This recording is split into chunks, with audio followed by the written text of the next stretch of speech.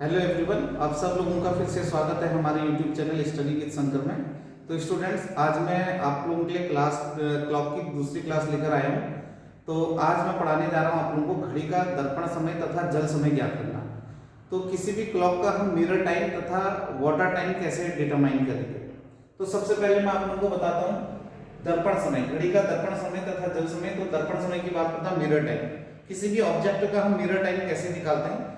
किसी भी ऑब्जेक्ट का मिरर टाइम निकालने के लिए उस ऑब्जेक्ट का लेफ्ट पार्ट राइट पार्ट में कन्वर्ट हो जाता है और राइट पार्ट लेफ्ट पार्ट में कन्वर्ट हो जाता है from the middle point, called mirror time of the object. मतलब यहाँ पर हम किसी भी घड़ी का दर्पण समय निकालने के लिए 11:60 में से घटाते हैं। ये ट्रिक है 11:60। 11:60 का मतलब होता है 12 घंटे। 12 घंटे का मतलब होता है 11 घंटे 60 मिनट। तो ऐसा क्यों किया जाता है? जैसे क्वेश्चन है, यदि किसी घड़ी में क्लॉक टाइम कितना हो रहा है, 9:25 हो रहा है, मतलब यदि किसी घड़ी में 9:25 हो रहा है तो इसका मिरर समय क्या होगा, मिरर टाइम क्या होगा। इसका मतलब है अगर हम इस घड़ी को दर्पण में देखेंगे तो हमें कितना दिखाई देगा।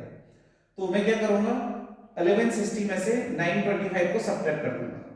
तो 10 में से 5 बचा, यहाँ पर 5 में से 2 3 और 11 में से 9 2, यानी कि घड़ी का जो दर्पण समय होगा वो 2:35 होगा।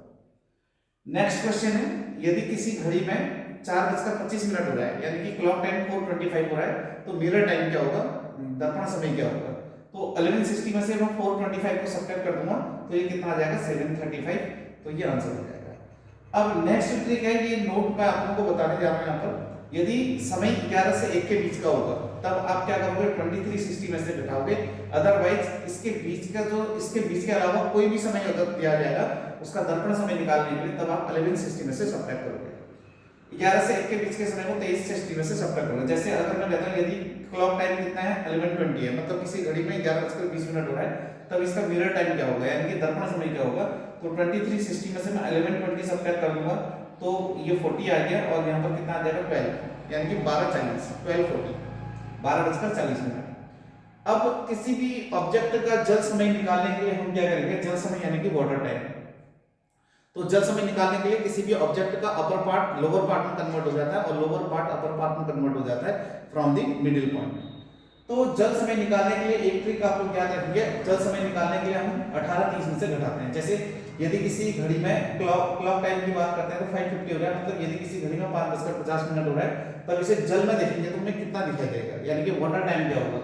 तो सबसे पहले हम 18:30 में से मैं 5:50 घटाना चाहूंगा, लेकिन 18:30 में से क्या 5 घंटे 50 मिनट घटेंगे, नहीं घटेंगे। तो यहाँ से मैं 1 आवर्स यहाँ पर बोरो करूंगा, 1 घंटा यहाँ लूंगा। 1 घंटे का मतलब होगा 60 मिनट। तो 30 मिनट और 60 मिनट कितने मिनट हो गए, 90 मिनट हो गए। और यहाँ पर कितने घंटे बचे, 17 घंटे। तो अब मैं 17 घंटे 90 मिनट में से मैं 5:50 को घटाऊंगा तो कितना आ जाएगा, 0, 9 में से 5 घटाया 4, 7 में से 5 घटाया 2 और 1, यानी कि 12:40। जब मिनट की वैल्यू 30 से ज्यादा होगी तब हम उसे 17:90 में से घटाएंगे। 17:90 18:30 का दूसरा रूप क्या है, 17:90 है।